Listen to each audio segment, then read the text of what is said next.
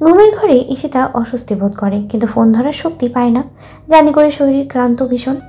মাথার পাশে রাখা ফোনটা ক্রমাগত আলো জ্বালিয়ে নিভিয়ে যাচ্ছে, যেন কারো অদৃশ্য উপস্থিতি জানান দিচ্ছে। ফোনের পর্দার নাম্বারে লম্বা সারি ঝুলতে উঠছে, অথচ কেউই খবর রাখে না। কে এত রাতে এতবার কল করেছে? কেন? বাইরে কোথাও কি কোনো সমস্যা, নাকি এটা নিছকই এক অদ্ভুত খেলা?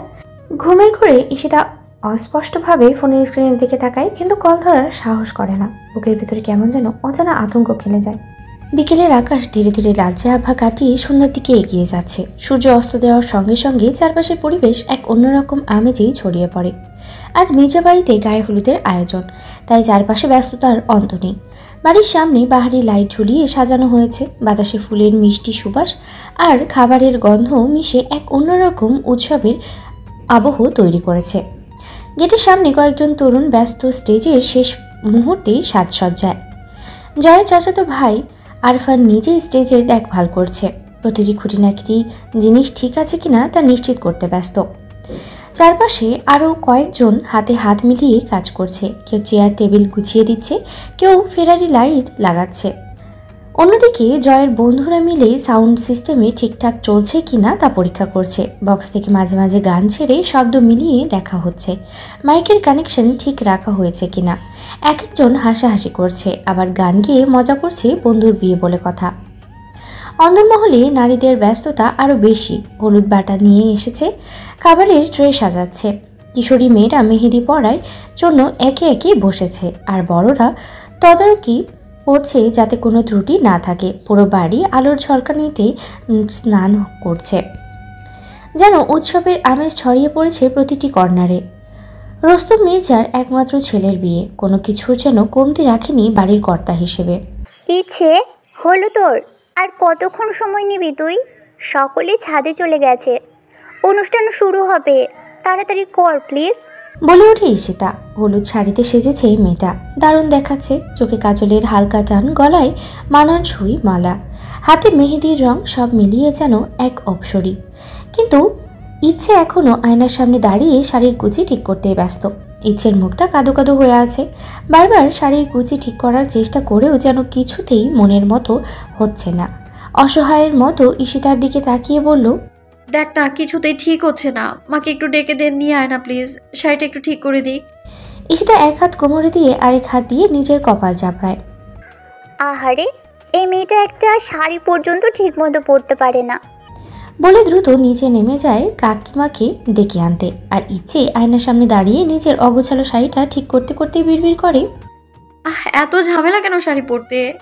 কিছুক্ষণ বাদে রোকসানা বেগম ঘরে প্রবেশ করেন। মেয়েকে এভাবে শাড়ি হাতে বসে থাকতে দেখে একগাল হাসি ফুটে ওঠে তার মুখে। আরো আগে কেন ডাকলি না মা? মৃদু হাসিতেই বললেন তিনি। ইচ্ছে মায়ের দিকে তাকিয়ে উঠে দাঁড়ায়, কোনো কথা না বলেই শাড়ির কুচিটা মায়ের হাতে তুলে দেয়, যেন ছোটবেলার মতো নির্ভরতা খুঁজে পায় মায়ের কাছে। রোকসানা বেগম মায়া ভরা চোখে মেয়ের দিকে তাকান, তারপর যত্ন করে শাড়ির কুচি ঠিক করেন, আঁচলটা সুন্দরভাবে গুছিয়ে দেন। এখন ঠিক হলো? আর দেরি করিস না, সবাই তো ছাদে উঠে গেছে। বলেই মেয়ের মাথায় একটা আলতো চাপ দিয়ে দ্রুত ঘর থেকে বেরিয়ে যান তিনি। ইচ্ছে আয়নার সামনে দাঁড়িয়ে নিজের প্রতিচ্ছবির দিকে তাকায়। সাজসজ্জা ঠিক আছে, কিন্তু মনটায় যেন কোথাও এক অদ্ভুত অস্থিরতা কাজ করছে। একটু শ্বাস ফেলে নিজেকে সামনে নেয়। হলুদ রঙের জমকালো জামদানি শাড়িতে ইচ্ছেকে যেন পূর্ণ যুবতী লাগছে। রূপের জৌলুস যেন চারপাশে আলো আরও উজ্জ্বল করে দিয়েছে। কাজলরাঙা চোখের গভীরতা, পাপড়ির মতো নরম লাল টুকটুকে ঠোঁটের আকর্ষণ যেন এক অদ্ভুত মায়াবী আবহ তৈরি করে। লম্বা কালো চুল এলোমেলোভাবে পিঠে ছড়িয়ে রয়েছে, যেন রাতের আকাশের কালো মেঘের আভা। চিকন দুই ভ্রুর মাঝে টকটকে কালো একটি টিপ, যা ইচ্ছের সৌন্দর্যের আরেকটু বিশেষ অলংকার হয়ে দাঁড়িয়েছে। তবে সবকিছুর মাঝে সবচেয়ে আকর্ষণীয় সেই ছোট্ট তীর, যা তার গালের কোণে সৌন্দর্যের এক নতুন সংজ্ঞা তৈরি করে।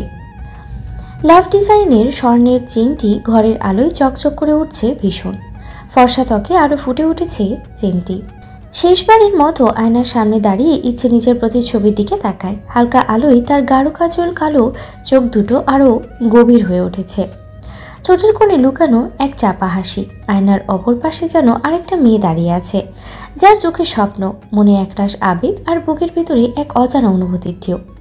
ঠিক তখনই স্বচ্ছ আয়নায় ফুটে ওঠে আরেকটি প্রতিচ্ছবি। শুভ্র পাঞ্জাবিতে দাঁড়িয়ে থাকা ধূসর। বুকটা ধক করে ওঠে ইচ্ছের, যেন এক মুহূর্তের জন্য সময় থেমে গেছে। শ্বাস ভারী হয়ে আসে। ইচ্ছের চোখের কোণে লজ্জার এক লালিমা খেলা করে। নিজের আবেগ লুকাতে এক মুহূর্তের জন্য চোখ বন্ধ করে ফেলে ইচ্ছে, কিন্তু পরক্ষণে নিজেকে সামলে নিয়ে দ্রুত চোখ খুলে আবার আয়নায় তাকে। ধূসর ভাইয়ের প্রতিচ্ছবি আর নেই। মনটা ছ্যাদ করে ওঠে, যেন কিছু একটা হারিয়ে ফেলেছে। অজানা এক অনুভূতির কুণ্ডলি পাকিয়ে ওঠে বুকের ভেতরে। নিজেকে বোঝাতে চায় ভুল দেখেছে, কিন্তু হৃদয়ের এক কোণে কিসের যেন একটা শূন্যতা কাজ করে, যার কোনো ব্যাখ্যা ইচ্ছে নিজেই জানে না। ইচ্ছে আর এক মুহূর্ত দাঁড়িয়ে থাকতে পারে না, দম বন্ধ হয়ে আসছে যেন। বুকের ভেতরে অজানা এক তাড়না, এক শূন্যতা। ধূসরের প্রতিচ্ছবিটা চোখের সামনে বারবার ভেসে উঠছে। দৌড়ে ঘর থেকে বেরিয়ে যায় সেই গন্তব্য ছাদ। পায়ের তলায় ঠান্ডা মেঝে, বাতাসের স্পর্শ, কিছু এখন তার অনুভবে নেই। শুধু হৃদয়ের অতল গহ্বরে একটাই চিন্তা, ধূসর ভাই। হাঁপাতে হাঁপাতে সিঁড়ির দিকে ছুটতে থাকে ইচ্ছে। ধূসর ভাই কি সত্যিই ছিল, নাকি মনের ভুল? সিঁড়ি বেয়ে দ্রুত উপরে উঠতে থাকে, শ্বাস ভারী হয়ে আসে, কিন্তু থামে না। মনে হচ্ছে ধূসর ভাই কোথাও অপেক্ষা করছে, অথবা সে নিজেই ধূসরের কাছে পৌঁছাতে চায়।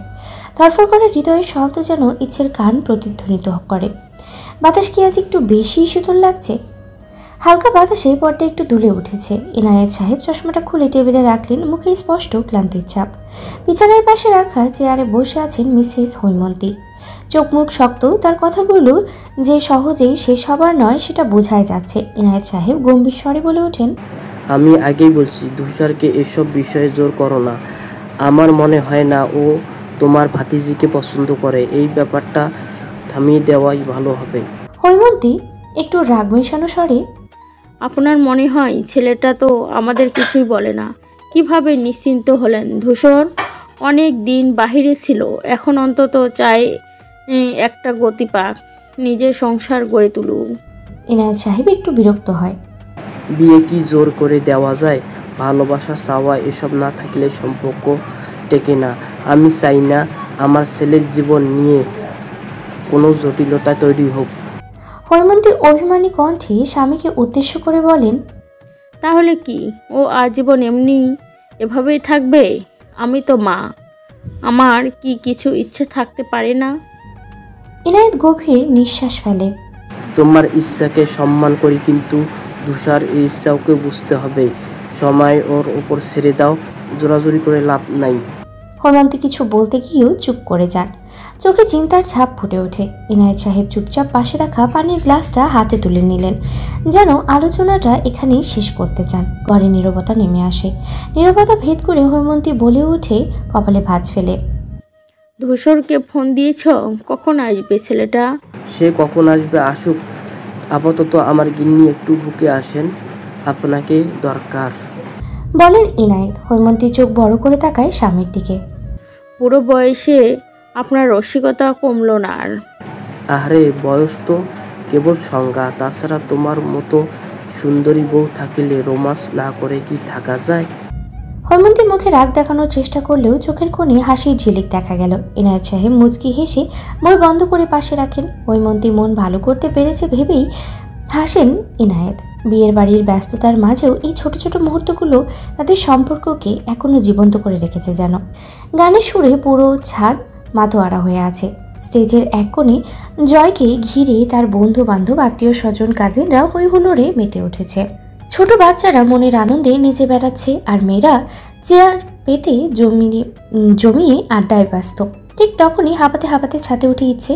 শ্বাস ভারী হয়ে আসছে, বুক ধরপড় করছে, তবুও ইচ্ছে চারপাশে তীক্ষ্ণ দৃষ্টিতে খুঁজে বেড়ায় কাউকে। এক মুহূর্ত থেমে যায়, ঈশিতার দিকে এগিয়ে যায়। ফোনটা দে তাড়াতাড়ি। উত্তেজিত গলায় বলে ইচ্ছে। ঈশিতা তখন রুহির সাথে গল্পে এতটাই ডুবে আছে যে ইচ্ছের কথার গভীরতাটাই টের পায় না। এরকম অবহেলায় ফোনটা হাতে নিয়ে আবার নিজের গল্পে মেতে ওঠে। ইচ্ছে ফোনটা হাতে নিয়ে দ্রুত স্ক্রিনের দিকে তাকায়। আঙুল দ্রুত কিছু খুঁজতে থাকে, যেন সময়ের সঙ্গে এক অজানা প্রতিযোগিতা চলছে। ইচ্ছে হাতে ফোন ধরে দাঁড়িয়েছিল ফাঁকা জায়গায়। মাঝে মাঝে নিঃশ্বাস জোরে জোরে ফেলতে থাকে। চোখের এক ধরনের অজানা চিন্তা ঘুরপাক খাচ্ছিল ইচ্ছের। এক মুহূর্তেই ধূসরের নাম্বার ডায়াল করে কল দেয়। প্রথমবার, দ্বিতীয়বার, তৃতীয়বার কোনো উত্তর আসে না। কলগুলি একে একে কেটে যায়। ইচ্ছে অনেকবার চেষ্টা করে, এবার ষষ্ঠবার, কিন্তু আবারও ফোনটা কেটে যায়। ইচ্ছের মনে কিছু অদ্ভুত শূন্যতা, কিছু অনির্দিষ্ট কষ্ট যেন এসে ভর করে। সপ্তমবার কল যায়। এবার যেন একটু আশাবাদী হয়ে ওঠে, কিন্তু ফোনের অন্য প্রান্ত থেকে উত্তর আসে না। হালকা শ্বাসের শব্দ ছাড়া কিছুই শোনা যায় না। তবে হুট করেই ফোনটা হঠাৎ হাত থেকে পড়ে যায়। শব্দ ছাড়াই ছাদের মেঝেতে গিয়ে পড়ে। ইচ্ছে আর সহ্য করতে পারে না। চোখ থেকে গড়িয়ে পড়ে পানির বিন্দুকণা। চোখ দিয়ে অশ্রু ঝরতে থাকে ইচ্ছের। কাঁধে ভারী এক যন্ত্রণা জড়াতে থাকে, যেন সারা শরীরটা ভারী হয়ে এসেছে। নিজের মধ্যে কোথাও এক অমলিন দুঃখ ইচ্ছেকে টানছে। কিছু হারানোর ভয়ে ইচ্ছে কুকড়ে উঠে বারবার ফোন আর ধূসরের শ্বাসের শব্দ মস্তিষ্কে বাড়ি খেতে থাকে। এমন সময় হঠাৎ এক পরিচিত কণ্ঠস্বর ইচ্ছের কানে পৌঁছায়। দৃষ্টি তুলে দেখে সেই ধাক্কা দেওয়া ছেলেটি দাঁড়িয়ে কিছুটা হাসি মুখে হাসতে হাসতেই বলে, এই যে সুন্দরী, একা একা এখানে কি করছো? ইচ্ছে প্রথমে কিছুটা অবাক হয়ে তাকায়, তারপর তাড়াতাড়ি চোখের পানি মুছে ফেলে। মুখে কিছুটা লজ্জা আর অস্বস্তি ফুটে ওঠে। ইচ্ছে দ্রুত উত্তর দেয়, কিছু না, আপনার কি দরকার? ছেলেটা একটু হাসে, যেন ইচ্ছের মুখে অস্বস্তি দেখে আনন্দ পায়, তবে কোনো প্রতিক্রিয়া না দিয়েই বলে, আমি শুধু ভাবলাম এখানে একা একা কেন দাঁড়িয়ে আছো? কিছু সমস্যা হয়েছে নাকি? ইচ্ছে কিছুটা গম্ভীর হয়ে বলল, আমার কোনো সমস্যা নেই, আপনি চলে যান। ছেলেটির আর কিছু না বলেই চলে যায়। আর ইচ্ছে একা দাঁড়িয়ে থাকে, চোখ টলমলে পানিতে। মনে এক ধরনের বেদনা, সারা শরীর যেন অবশ হয়ে আসছে ধীরে ধীরে। অন্যদিকে ইনান ছাদের এক কোণে দাঁড়িয়ে চারপাশের আনন্দ উৎসব উপভোগ করছিল চুপচাপ। হঠাৎ পাশ থেকে তার বন্ধু রিশাদ কনুই দিয়ে গুঁতা দিয়ে বলে, মেয়েটা কে রে? ইনান কিছুটা অবাক হয় বন্ধুর দৃষ্টি অনুসরণ করে সামনে থাকায়। ইচ্ছে তখনও নিজের চোখের পানি লুকাতেই ব্যস্ত। শাড়ি পরিহিত ইচ্ছেকে দারুণ লাগছে। ইনান একটু হেসেই বলে, চিনি না রে ভাই, 2 দিন আগে ধাক্কা লেগেছিল, তখন থেকে দেখছি মেয়েটা বেশ চমৎকার। ইনানের কথার পাশে দাঁড়িয়ে থাকা ওদের বন্ধুদের পুরো গ্যাং চিৎকার করে ওঠে, ও তাহলে বুঝি ইনানের হৃদয় অবশেষে কাঁপলো। রিশাদ কাঁধে চাপড় দিয়ে বলে, বন্ধু, এই প্রথম তোর মুখে কোনো মেয়ের প্রশংসা শুনলাম। এবার কি তবে একলা থাকার যুগ শেষ? ইনান কিছু না বলেই শুধু মুচকি হাসে, চোখে একরকম রহস্য লুকিয়ে। আর দূরে দাঁড়িয়ে থাকা ইচ্ছে জানতেও পারে না কোনো এক অজানা খেলায় সে ধীরে ধীরে জড়িয়ে পড়ছে। এমন সময় জয়ের চাচাতো ভাই আরফান এসে ইনানের আড্ডায় যোগ দেয়। তোরা কি নিয়ে কথা বলছিস, আমাকেও জানাতে পারিস? বলে ওঠে আরফান। রিশাদ ইচ্ছের দিকে তাকিয়ে বলল, মেয়েটা কে রে আরফান? আরফান তাকিয়ে দেখে সামনে ইচ্ছে দাঁড়িয়ে, একটু হাসলো, তারপর বলল, দয়ের ফুফাতো বোন ইস্তেময়ী। মেয়েটা বেশ ভালো, ভদ্র। তারপর কৌতূহলী হয়ে জানতে চাইল, কিন্তু তোরা ওর খোঁজ নিচ্ছিস কেন? পাশ থেকে তানহা হেসে বলে উঠল, আরে ভাই, ইনান তো এই মেয়ের পিছে পাগল হয়ে গেছে। ইনান সঙ্গে সঙ্গে তানহার দিকে তাকিয়ে বলল, তুই চুপ করবি, বাজে বকিস না। রিশাদ হাসতে হাসতে বলল, সত্যি বলছি ভাই, তো চোখে মুখে যা দেখেছি সেটা তো আর মিথ্যে না, তাই না? আরফান মজা পেয়ে বলল, হা হা হা, তাহলে কি ইনানের মনে ধরেছে মেয়েটা? ইনান বিরক্ত হয়ে বলল, কিছু হয়নি, ধাক্কা লেগেছিল বলে চিনতাম ব্যাস। আরফান একটু গম্ভীর হয়। শোন ইস্তেময়ী, মেয়েটা সাধারণ হলেও সাধারণ না। ওর সামনে বেশি বাড়াবাড়ি করিস না, নয়তো বিপদে পড়বি। ওদের কিন্তু একটা বড় ভাই আছে, ধূসর তালুকদার, বুঝে শুনে চলিস। ইনান কিছুক্ষণ চুপ করে থাকলো। ধূসর তালুকদার নামটা শুনি একটা অদ্ভুত উত্তেজনা আর কৌতূহল কাজ করলো তার মধ্যে। চমৎকার মেয়ে, কিন্তু ধূসর তালুকদার নামটা শুনে মনে হলো বিষয়টা এত সহজ না, কিছু একটা রহস্য তো আছে। হলুদের আয়োজন পুরোপুরি জমে উঠেছে। ছাদে ঝুলানো রঙিন বাতির আলোয় চারপাশ যেন সোনালি আভায় ছেয়ে গেছে। হাসি ঠাট্টায় মুখরিত মির্জা বাড়ির ছাদ, চারিদিকে উৎসবের আমেজ। রুস্তম মির্জা ও তার সহধর্মিণী জাকিয়া বেগম ছেলের গায়ে হলুদ ছোঁয়ালেন ভালোবাসার পরশ দিয়ে। আশেপাশে আত্মীয় স্বজন, বন্ধুবান্ধব একে একে এসে জয়কে হলুদ মাখিয়ে দিচ্ছে। বড়রা রীতি অনুযায়ী আনুষ্ঠানিকতা পালন শেষে নিজেদের কাজে মনোযোগ দিলেও তরুণ তরুণীরা পুরোপুরি ছাদ দখল করে নিয়েছে। একে একে সবাই জয়ের গায়ে হলুদ দিচ্ছে। হাসি ঠাট্টা, আনন্দ উল্লাসে চারপাশ মুখর হয়ে উঠেছে। কিন্তু এই পুরো হইচয়ের মাঝেও এক কোণে চুপচাপ দাঁড়িয়ে আছে ইচ্ছে। চোখ কিছুটা অন্যমনস্ক, হাতের আঙ্গুলগুলো শাড়ির আঁচল মুঠ করে ধরে আছে, যেন কিছু ভাবছে বা হয়তো কিছু অনুভব করার চেষ্টা করছে। এই সময় হঠাৎই ঈশিতা ওর পাশে এসে দাঁড়ায়। কি রে, হলুদ দিবি না? সবাই কত মজা করছে আর তুই এখানে ধ্যান ধরে দাঁড়িয়ে আছিস। ঈশিতা ইচ্ছার হাত ধরে টান দেয়। তাড়াতাড়ি চল প্লিজ। ইচ্ছে ঈশিতার কথার কিছুটা চমকে ওঠে, চোখ তুলে সামনে তাকায়।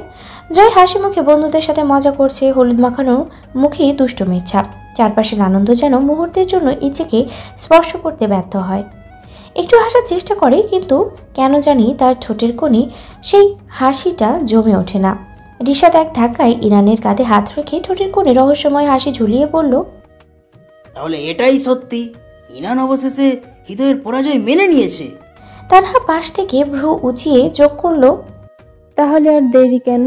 যা করার এই বিয়ের মাঝেই করতে হবে, নাইলে বেচারা ইনান হয়তো অভিমানে গলে যাবে। রিশাদের কথায় হাসির রোল পড়ে গেল বন্ধু মহলে। সবাই মেতে ওঠে মশকরায়, কিন্তু ইনান নিশ্চুপ, গম্ভীর কালো চোখ যেন চিন্তায় ভারী, ঠোঁটের কোণে রহস্যময় চাপা হাসি। তার মনে সিদ্ধান্ত গেঁথে গেছে, যেন থামলে চলবে না। রাত নিস্তব্ধ, অথচ বাতাস ভারী কোনো অদৃশ্য চাপ নিয়ে। আকাশে বিদ্যুৎ রেখার ক্ষণিক উপস্থিতি যেন অন্ধকারকেও আরো গাঢ় করে তুলেছে। দূরে কোথাও একাকী নিশাচর পাখির ডাক, সুরে এক অজানা শূন্যতার গুঞ্জন। ছাদের হলুদ আলো নিভে আসছে, ছায়াগুলো দীর্ঘ থেকে দীর্ঘতর হচ্ছে, যেন অন্ধকারের অদৃশ্য হাত ধীরে ধীরে সব গ্রাস করছে। বাতাসে ভারসাম্য, এক অপার্থিব সজীবতা, অথচ গভীরে চাপা এক অস্থিরতা, এক রহস্যময় প্রতীক্ষা। কিসের তা জানা নেই। আকাশের গুমট ভাবের দিকে কারোর খেয়াল নেই, সকলে ব্যস্ত আনন্দ উৎসবে। উৎসবে মাতোয়ারা মানুষেরা তখনও অচেতন ছিল প্রকৃতির রূঢ় রূপ সম্পর্কে। হাসি গান আড্ডায় ছাদ ভরে উঠেছে, কেউ মজে আছে গানে, কেউ আবার ব্যস্ত ক্যামেরায়, ফ্ল্যাশের ঝাঁকুনিতে মুহূর্তেই বন্দি করতে। কিন্তু প্রথম দমকা বাতাসের উৎসবের মঞ্চ যেন কেঁপে ওঠে, স্টেজের কাপড় উড়তে লাগলো এলোমেলোভাবে প্রচণ্ড বাতাসে। কিন্তু প্রকৃতি যেন ঠিক করেই রেখেছিল আজ তার উন্মাদনার পালা। এক ঝটকায় বিদ্যুৎ চমকালো, মুহূর্তের মধ্যেই আকাশ ফেটে নামলো ঝুম বৃষ্টি। বৃষ্টির ভারী ফোঁটাগুলো ছাদের মেঝেতে আঘাত করতে থাকে, যেন বাদ্যের তালে প্রত্যেকটিরই কোনো গোপন আয়োজন। প্রথমেই দু একজন ছাদ থেকে নেমে আসে, তারপর হুড়মুড়ি লেগে যায়। মেয়েরা শাড়ির আঁচল ধরে ছুটছে, ছেলেরা চেঁচামেচি হাসাহাসি করতেই নামছে নিচে। চারপাশে ছোট ছোট ছুটেছুটি চলছে, হই হুল্লোড়। কিন্তু এরই মাঝে কেউ একজন ঠিক বৃষ্টির মধ্যেই দাঁড়িয়ে, এক দৃষ্টিতে আকাশের দিকে তাকিয়ে। জয়ের হলুদ সন্ধ্যার আলো ম্লান হয়ে গিয়ে আকাশের যেন কোনো এক মহাশক্তির প্রলয় সুর করে। চারিদিকে বিদ্যুতের ঝলকানি, আকাশের গর্জন, তারপর নেমে আসা ধরণী কাঁপিয়ে দেওয়া ঝুম বৃষ্টি। তবে এই কোলাহলের মধ্যেও একজন সম্পূর্ণ অন্যরকম। কে একজন ছাদের এক কোণে স্থির দাঁড়িয়ে, সমস্ত কোলাহল পাশ কাটিয়ে এক দৃষ্টিতে আকাশের দিকে তাকিয়ে আছে। মুখে কোনো উচ্ছ্বাস নেই, নেই কোনো উত্তেজনা, শুধু গভীর কঠিন এক দৃশ্য। বৃষ্টির গন্ধ, জল ভেজা বাতাস আর প্রকৃতির এই বুনো রূপে মিশে যেতে চায় যেন। এমন সময় ব্ল্যাকআউট, সারা বাড়ি মুহূর্তের মধ্যে অন্ধকারে ঢুকে যায়। উজ্জ্বল আলোয় ঝলমল করতে থাকা ছাদ হঠাৎই নিঃশেষ হয়ে যায় গভীর অন্ধকারে। বিদ্যুৎ চলে যাওয়ার সঙ্গে সঙ্গে মুহূর্তের মধ্যে নিস্তব্ধতা নেমে আসে চারপাশে। বৃষ্টি তখনও অঝোর ধারায় পড়ছে, আকাশ বিদ্যুতের আলোয় একবার জ্বলে ওঠে, তারপর আবার সবকিছু অন্ধকার হয়ে যায়। চারিদিকে শুধু মানুষের চিৎকার, কেউ হতবাক হয়ে দাঁড়িয়ে, কেউ বা আতঙ্কিত কণ্ঠে নাম ধরে রাখে, কেউ আবার হাসতে হাসতেই বলে, আহা, ঠিক সিনেমার মতো দৃশ্য। এমন সময় বৃষ্টি চিরে বজ্রের মতো এক প্রচণ্ড গর্জন শোনা যায়। গম গম শব্দে যেন পুরো পরিবেশ কেঁপে ওঠে।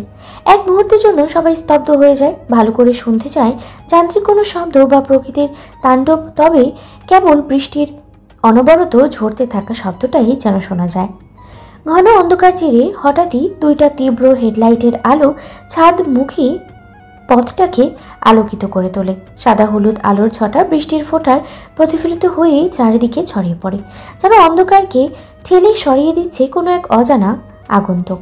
কেউ একজন নিঃশ্বাস চেপে রাখে। আলো যতই সামনে এগোয় ততই একটা অস্পষ্ট অবয়ব ধীরে স্পষ্ট হতে থাকে। বৃষ্টি ধীরে ধীরে আরো ঘন হয়ে নেমে আসছে। আকাশে বিদ্যুৎ চমকাচ্ছে একটানা। ইচ্ছে ছাদের রেলিং ধরে দাঁড়িয়ে অপলক তাকিয়ে আছে সামনের দিকে। ঠোঁট দুটো অনড়, চোখের পাতাগুলো কাঁপছে, যেন সামনে ঘটে যাওয়া দৃশ্য ধরা দিতে চাইছে না পুরোপুরি। নিচে কাদামাখা পথের উপরে ধীর গতিতে এগিয়ে আসছে কালো মার্সিডিজ, আর হেডলাইটের আলো কুয়াশাচ্ছন্ন বৃষ্টির ফোঁটায় প্রতিফলিত হয়ে রহস্যময় এক অবয়ব তৈরি করছে। গেটের সামনে এসে থামে গাড়িটি। এক মুহূর্তে নৈশব্দ, তারপর দরজা খুলে গমগমে আওয়াজ বন্ধ করে ধূসর বেরিয়ে আসে। ধূসরের গা বেয়ে বৃষ্টির ফোঁটা গড়িয়ে পড়ছে। কপালের চুল এলোমেলো হয়ে ভিজে গেছে, তবুও চোখ দুটো স্থির, তীক্ষ্ণ। ছাদের উপরে দাঁড়িয়ে থাকা ইচ্ছে মুহূর্তের জন্য নিঃশ্বাস নিতে ভুলে যায়। বুকের ভেতরে ধুকপুকানি বাড়তে থাকে। বৃষ্টিতে ভিজতে থাকা ইচ্ছের হলুদ শাড়ি যেন তার ত্বকের অংশ হয়ে গেছে। ভেজা কাপড় শরীরে লেপটে গিয়ে প্রতিটি ভাঁজ স্পষ্ট করে তুলেছে। ভেজা চুল এলোমেলো করে ঘাড় বেয়ে নেমে এসেছে কোমর ছড়িয়ে নিচে। জলের ফোঁটাগুলো ধীরে ধীরে গড়িয়ে পড়ছে। শীতল বাতাস ইচ্ছের সারা শরীর বেয়ে কাঁপন ধরাচ্ছে, অথচ ইচ্ছে স্থির দাঁড়িয়ে আছে অজানা এক অনুভূতির ঘোরে আচ্ছন্ন হয়ে। অন্যদিকে ধূসরও থেমে যায় ছাদের দিকে তাকিয়ে, এক স্থির দৃশ্যের মতো। বৃষ্টিতে ভিজতে থাকা ইচ্ছের দিকে তাকিয়ে থাকে একটানা গভীর। বোঝার চেষ্টা করে ইচ্ছেকে নাকি অনেক কিছুই বুঝেও ফেলে। চারপাশের কোলাহল ধীরে ধীরে স্মিত হয়ে আসে। কেবল বৃষ্টির শব্দ, ভিজে কাদার গন্ধ আর দুই জোড়া চোখের ভাষাহীন কথোপকথন। ধূসর আজও সেই চিরচেনা অভিজাত রূপে, তবে বৃষ্টির ছোঁয়ায় তার উপস্থিতি যেন আরও রহস্যময় হয়ে উঠেছে। কালো ফর্মাল প্যান্টের সাথে গাঢ় নেভি ব্লু শার্ট, ওপরে কালো ব্লেজার যা বৃষ্টির ফোঁটায় ভিজে আরও গাঢ় দেখাচ্ছে। উন্মুক্ত গলায় টান টান শার্টের কলার, স্লিম ফিটের পোশাক তার সুঠাম গরমটাকে আরও শার্প করে তুলেছে। মাথার ভেজা চুল এলোমেলো হয়ে পড়েছে, কিছুটা কপালে লেগে আছে। জলের কোনা গড়িয়ে পড়ছে তীক্ষ্ণ চোয়ালের কোনা দিয়ে। নাকের ধারে আটকে থাকা এক ফোঁটা পানি আলোতে ক্ষণিকের জন্য চিকচিক করে ওঠে, তারপর ধীর গতিতে নেমে আসে থুতনির কিনার ঘেঁষে। ধূসরের চোখ জোড়া অদ্ভুত এক গভীরতা বহন করে, যেন এক ঝলক দেখলেই সে গভীরতায় ডুবে যেতে হয়। গাড়ির হেডলাইটের মিশ্র আলোর নিচে ধূসরের তীক্ষ্ণ মুখায়বয়ব আরও বেশি মূর্ত হয়ে ওঠে। বৃষ্টিতে ভিজে ধূসরের পোশাকের কাপড় কিছুটা সেধিয়ে গেছে গায়ে। পানি আর অন্ধকার মিলিয়ে ধূসরকে এক রহস্যময় চরিত্রে পরিণত করেছে। ধূসর নীরবে দাঁড়িয়ে আছে, অথচ তার উপস্থিতি ঘিরে রেখেছে চারপাশের পরিবেশ। চারিদিকে ঝমঝমে শব্দে বৃষ্টি ঝরছে, যেন পুরো পৃথিবী জুড়ে জলধারা নেমেছে। একের পর এক বজ্রপাত আকাশ চিরে যাচ্ছে, আর বাতাসে শস্য শব্দে পুরো মির্জাবাড়ি যেন কাঁপছে। বৃষ্টির ভেজা শাড়ির আঁচল হাতের মুঠো করে ধরে ইচ্ছে পাগলের মতো ছুটতে থাকে নিচে। ধূসরকে দেখেই যেন তার ভিতরটা আরও এলোমেলো হয়ে গেছে। পায়ের নিচে ভেজা মেঝে, শাড়ির নিচের অংশ কাদায় মাখামাখি, কিন্তু কিছুতেই থামতে চায় না ইচ্ছে। সিঁড়ি শেষ ধাপে পৌঁছাতেই হঠাৎই কারোর শক্ত হাত ইচ্ছের কবজি আঁকড়ে ধরে। ইচ্ছে কিছু বুঝে ওঠার আগেই শক্ত পৃষ্ঠে ধাক্কা খেয়ে শরীরটা সামনে ঝুঁকে যায়। তারপর মুহূর্তের মধ্যে তাকে কেউ একজন ফাঁকা ঘরের দিকে টেনে নিয়ে যায়। ঘরটা পুরোপুরি অন্ধকার, শুধু জানালার ফাঁকগুলো বিদ্যুতের ঝলকানি মাঝে মাঝে ভেতরটা আলোকিত করে তুলছে। শ্বাস কাঁপতে থাকে ইচ্ছের, বুক ধরপড়ে শব্দ তুলছে। চোখ বড় বড় করে সামনের অবয়বটা বোঝার চেষ্টা করে সে। আপনি? ইচ্ছে ফিসফিস করে ওঠে। ইচ্ছেকে ঠান্ডা শক্ত এক পুরুষালী হাত দেয়ালের সাথে চেপে ধরে। শাড়ির ভেজা আঁচল একপাশে সরিয়ে উন্মুক্ত কোমরে ধূসর আঙ্গুল চালিয়ে দেয়। ঠান্ডায় স্পর্শে ইচ্ছের গা শিউরে ওঠে। একটানে বলিষ্ঠ বাহুতে মিশিয়ে নেয় ইচ্ছেকে, যেন শত ঝড় বৃষ্টি এলেও এই বাঁধন ছিন্ন হবে না। ধূসর মুখ নামিয়ে আনে ইচ্ছের কানের কাছে, গাঢ় কণ্ঠে ফিসফিস করে, এতটা বেপরোয়া হতে শিখলে কবে? আচ্ছা মই, 17তে আমাকে এভাবে উন্মাদ করে তুলেছিস, 18তে পৌঁছানোর আগে কি পুরো পাগল বানানো হচ্ছে? ইচ্ছে ধূসরকে ঠেলে সরাতে চায়, কিন্তু হাত পা অবশ হয়ে আছে। শাড়ির ভেজা ভাঁজ শক্ত করে খামচে ধরে। নিঃশ্বাস ভারী হয়ে ওঠে। ধূসরের চোখের গভীরে ঝড়ের মতো কিছু একটা তাণ্ডব, যেটার থেকে নিজেকে বাঁচানোর উপায় ইচ্ছের জানা নেই। ধূসর ইচ্ছেকে আরো শক্ত করে নিজের দিকে টেনে নেয়, যেন এই মুহূর্তে ইচ্ছে এক চুলও সরতে না পারে। ইচ্ছে ছটফট করে, হাতের মুঠোয় শাড়ির আঁচল চেপে ধরে নিজেকে ছাড়ানোর বৃথা চেষ্টা করে, কিন্তু ধূসরের গৃহবাহুতে সে যেন আরও বেশি বন্দী হয়ে এসেছে। বাইরে এখনো বৃষ্টি ঝরছে অবিরাম, যেন প্রকৃতিও থমকে গেছে এই এক মুহূর্তে। বিদ্যুতের আলোয় ধূসরের মুখে এক ধরনের তীব্রতা খেলে যায়।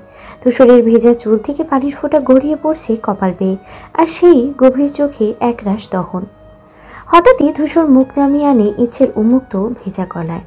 ঠোঁট ছুঁয়ে দিতে ইচ্ছে দম আটকে যায়, শরীর কেঁপে ওঠে। চোখ বড় বড় হয়ে ধূসরের দিকে তাকিয়ে থাকে, কিন্তু ধূসর যেন এখন অন্য জগতে। সময় নিয়ে গভীরভাবে ইচ্ছের গলায় এক আমোদ চিহ্ন এঁকে দেয়, যেন জানিয়ে দিতে চায় এই অধিকার তার, শুধুই তার। ইচ্ছে চমকে ওঠে, নিঃশ্বাস ঘন হয়ে আসে, বুক ধরপড় শব্দে কাঁপতে থাকে। হাত দুটো ধূসরের শার্টের কলারে উঠে আসে থামানোর জন্য, কিন্তু ইচ্ছের শক্তি যেন ব্যর্থ হয়ে যায় ধূসরের দৃঢ়তার সামনে। ধূসর ধীরে ধীরে মুখ তুলে আনে ইচ্ছের বড় বড় চোখের দিকে, গভীর দৃষ্টিতে তাকিয়ে থাকে কিছুক্ষণ। বিদ্যুতের আলো এক মুহূর্তের জন্য দুজনের মুখ আলোকিত করে তোলে। একটা মায়াবী বিভ্রম তৈরি হয় চারিপাশে। তারপর ধূসর মুখ নামিয়ে নিয়ে খুব ধীরে তীব্র কণ্ঠে ফিসফিস করে ওঠে, বৃষ্টি থামলে কি ভাবছ আমি থেমে যাব? তুই যে ঝড় তুলে দিয়েছিস ইচ্ছেময়ী, সেটা সহজে থামার নয়। ধূসর ইচ্ছের হাতটা আরো শক্ত করে ধরে রেখে গভীর চোখে তাকিয়ে থাকে, কণ্ঠস্বরে এক ধরনের দাবির আভাস। কি বলেছিলাম মনে আছে? আমাকে রেখে আসার শাস্তি শোধে আসলে শোধ করব। আমার থেকে নিজেকে কিভাবে ছাড়িয়ে নেবে ইচ্ছেময়ী? ইচ্ছে আতঙ্কে ধূসরের চোখ রাখতে পারে না, নিঃশ্বাস ভারী হয়ে আসে, হাত পা কাঁপতে থাকে। ধূসরের স্পর্শের উষ্ণতা ইচ্ছের শরীর জুড়ে দাবানলের মতো ছড়িয়ে পড়েছে। ইচ্ছে নিজেকে ছাড়িয়ে নেওয়ার চেষ্টা চালিয়ে যায়। ঠিক তখনই প্রকৃতিও যেন এক লহমার জন্য জমে ওঠে। বাহিরের প্রচণ্ড গর্জনে বিদ্যুৎ চমকে ওঠে, ঘর জুড়ে সাদা আলো ছড়িয়ে যায় এক মুহূর্তের জন্য। সেই আলোতে ধূসর চোখ বন্ধ করে একরকম গভীর নিঃশ্বাস নেয়, আর সেই ফাঁকে ইচ্ছে সুযোগ বুঝে বাঁধন থেকে ছুটিয়ে বেরিয়ে যায়। পেছনে ধূসর একটু অবাক হয়, কিন্তু বাধা দেয় না, শুধু দরজার দিকে তাকিয়ে একপাশে ঠোঁট বাঁকিয়ে মুচকি হাসে। চোখে একরকম দৃষ্টি খেলে যায়। শিকার যদি ভাবে পালিয়ে গেছে, তবে সে বোকার স্বর্গে বাস করছে। বাহিরে প্রকৃতি যেন উন্মাদ হয়ে উঠেছে। আকাশ বিদীর্ণ হয়ে ঝরে পড়ছে অবিরাম জলধারা। প্রতিটি বিন্দু যেন এক একটি ধারালো অস্ত্র আঘাত ধরছে ধরনীর বুকে। মাঝে মধ্যে বজ্রকণ্ঠে চিৎকার করে ওঠে আকাশ, প্রচণ্ড গর্জনে কেঁপে ওঠে চারিদিক। বিদ্যুতের হিংস্র শিখা অন্ধকার চিরে দিগন্ত জুড়ে বিচ্ছুরিত হচ্ছে, মুহূর্তের জন্য আলোকিত হয়ে তোলে থতমত রাতটাকে। গভীর আধারে ঢাকা এই রাতে যেন ভয়াল রুদ্রশ্বাস এক প্রতীক্ষা। প্রকৃতির এই ভয়ঙ্কর রূপের মাঝে লুকিয়ে আছে এক রহস্য, এক দুর্বার আকর্ষণ, যা হৃদয়কে শিহরিত করে, আবার গভীর অজানার দিকে ঠেলেও দেয়। মোমবাতির নিভু নিভু আলোয় ইচ্ছের মুখে লালচে আভা ছড়িয়ে পড়েছে, যেন কোনো গোপন আগুন দিপি দিপি করে জ্বলছে তার ত্বকের উপরে। গভীর ঘুমে আচ্ছন্ন ইচ্ছে, নিঃশ্বাসের ওঠানামা তার বুক ধীরে ধীরে উঠছে আর নামছে। ধূসর এক দৃষ্টিতে তাকিয়ে আছে ইচ্ছের দিকে, যেন সময় থমকে গেছে। ইচ্ছে নরম হাত ধূসরের উরুর উপরে রাখা, ঠান্ডা আঙ্গুলের সংস্পর্শে ধূসরের মুষ্টি ধীরে ধীরে কষে আসছে। চোখে মুখে স্থিরতা, কিন্তু ভিতরে যেন কোনো দুর্বার ঝড় বয়ে যাচ্ছে। পাশে মেহেদি আর্টিস্ট ইচ্ছের হাতে ধরে নিখুঁত নকশা এঁকে যাচ্ছে, কিন্তু ধূসরের চোখ আটকে আছে অন্যখানে। ঘড়ির কাঁটা ধীরে ধীরে রাত 2টো ছুঁয়ে গেছে। নিস্তব্ধতার মধ্যেই শুধু বৃষ্টির একটানা শব্দ আর দূরের বজ্রপাতের গর্জন, যেন পুরো প্রকৃতি আজ কোনো অদৃশ্য রহস্যের সাক্ষী হয়ে উঠেছে। ইচ্ছে তখন থেকে লুকিয়ে বেড়াচ্ছে, ধূসরের সামনে আর একবার পড়েনি। লজ্জা, শিহরণ আর একরাশ দুর্বোধ অনুভূতি যেন ঘিরে রেখেছে। রাতের সেই ধূসরের স্পর্শ, কানে বাজতে থাকা ফিসফিস করার শব্দ, সবকিছু মিশিয়ে মিলিয়ে ইচ্ছে যেন নিজের ভিতরে গুটিয়ে গেছে। কিন্তু ধূসর এত সহজে ছাড়ার পাত্র তো সে নয়। যেমন করে প্রতিবার ঘড়ির সুতোর মাঞ্জা লাগাতে আসে, ঠিক তেমনভাবেই এবারও সময় মতো চলে এসেছে ইচ্ছের হাত রাঙাতে। যেন কিছুই হয়নি, যেন রাতের সেই তীব্র মুহূর্তগুলো একান্তই ইচ্ছের পরিকল্পনা ছিল। ঘরের দরজায় আলগা শব্দ। ইচ্ছে জানতেও পারেনি কখন ধূসর এসে দাঁড়িয়েছে। ধীর পায়ে এগিয়ে এসে ইচ্ছের ঠিক সামনেই বসে পড়ে ধূসর। একবারও কিছু না বলে ধীর লয়ে ইচ্ছের কাঁপতে থাকা হাত নিজের শক্ত হাতে তুলে নেয়। তারপর মেহেদিতে ভিজে ইচ্ছের নাম আঙ্গুলের ডগায় ছুঁয়ে দিয়ে নিজের শক্ত পৃষ্ঠে।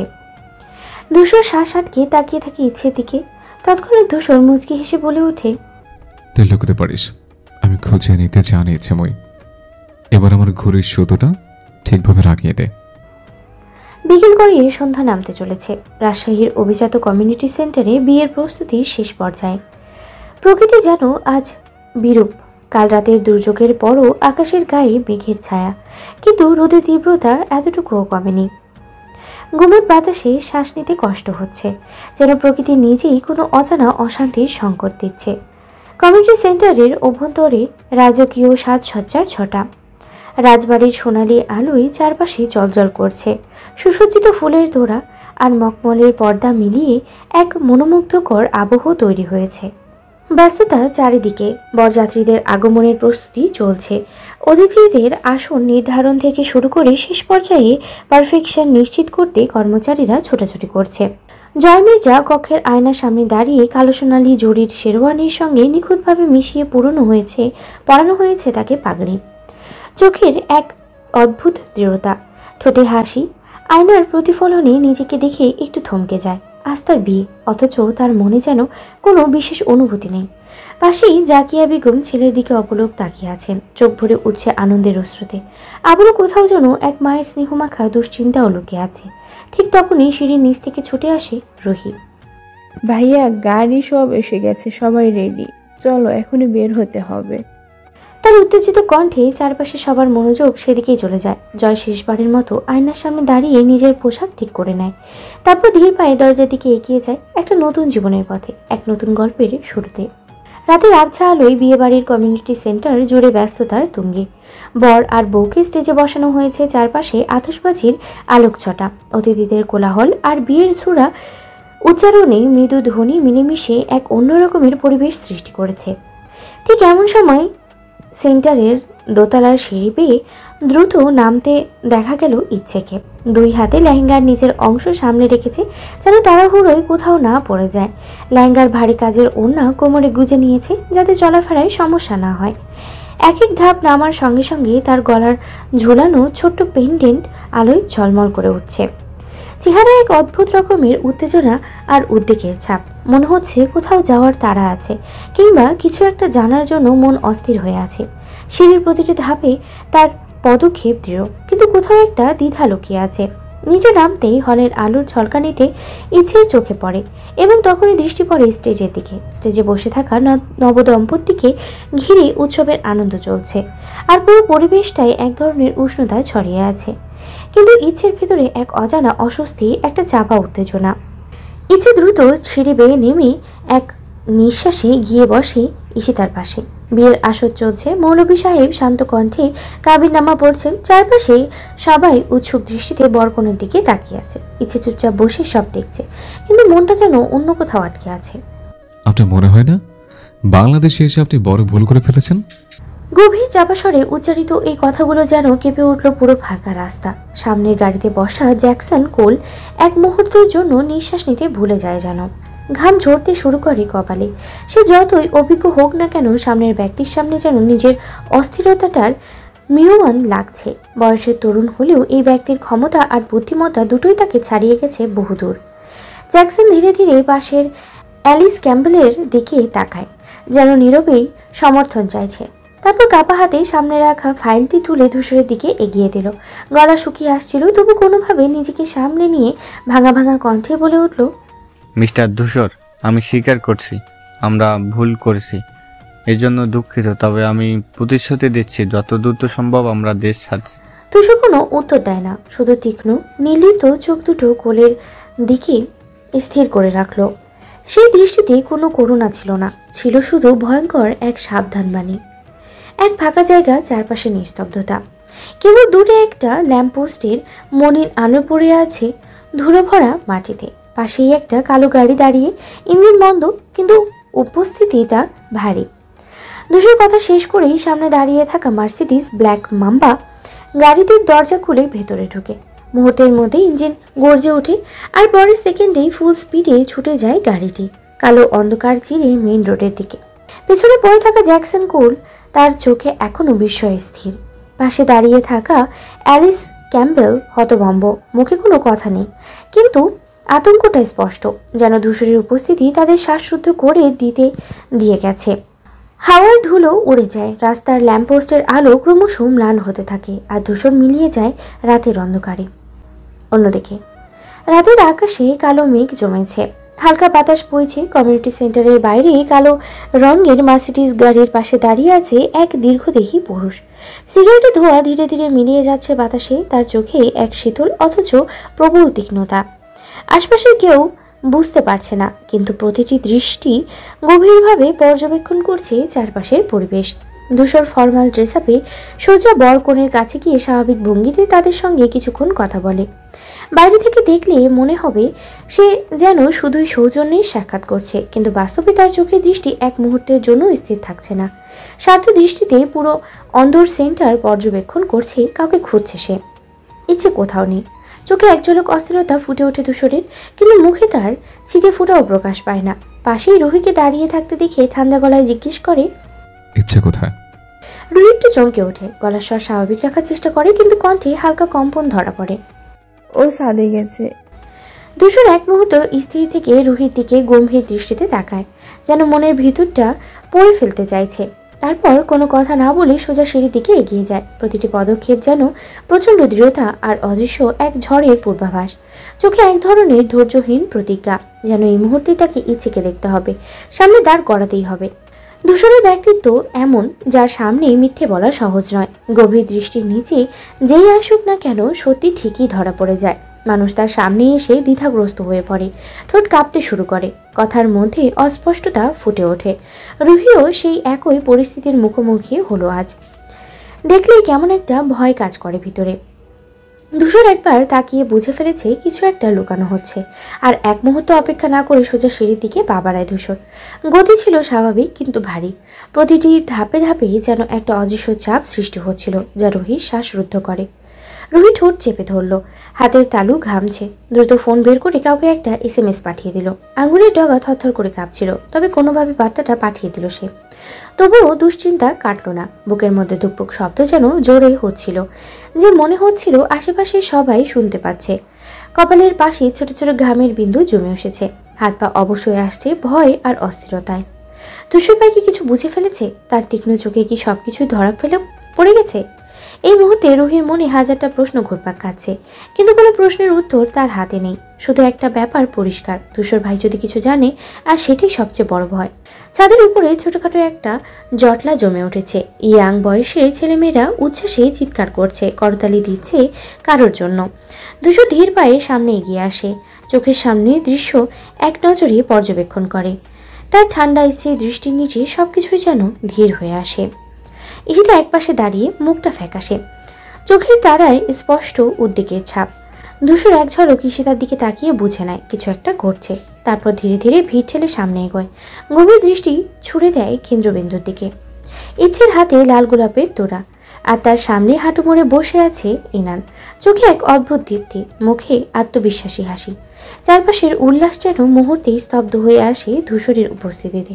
বাতাসটা ভারী হয়ে ওঠে, চাপে উত্তেজনা ছড়িয়ে পড়ে চারপাশে। এমন সময় ঈশিতার পাশ থেকে আরফান এক পা পিছিয়ে আসে, শ্বাস আটকে আসে যেন। ধূসর কিছু বলে না, কিন্তু চোখের গভীরতায় শীতল হয়ে ওঠে। শুধু একবার ইচ্ছের দিকে তাকায়, তারপর ইনানের চোখে চোখ রাখে, গভীর তীক্ষ্ণ দৃষ্টিতে, যেন পুরো পরিস্থিতির চাবিকাঠি সে একাই ধরে রেখেছে। চারপাশে নিস্তব্ধতা নেমে আসে। ধূসরের উপস্থিতি যে একটা ঝড় নিয়ে এসেছে, সেটা সবার মনে ধীরে ধীরে গেঁথে যেতে থাকে। ইচ্ছে অস্থির বোধ করছিল, চারপাশে চিৎকার উল্লাসের মাঝেও যেন একটা অদৃশ্য শীতলতা তাকে আচ্ছন্ন করে রেখেছে। বুকের ভেতরে অজানা আশঙ্কা দপদপ করছিল, কিন্তু কেন তা বুঝতে পারছিল না। অবচেতনভাবেই সামনে তাকায় ইচ্ছে, আর ঠিক তখনই সেই দৃষ্টি তার দিকে তাকালো।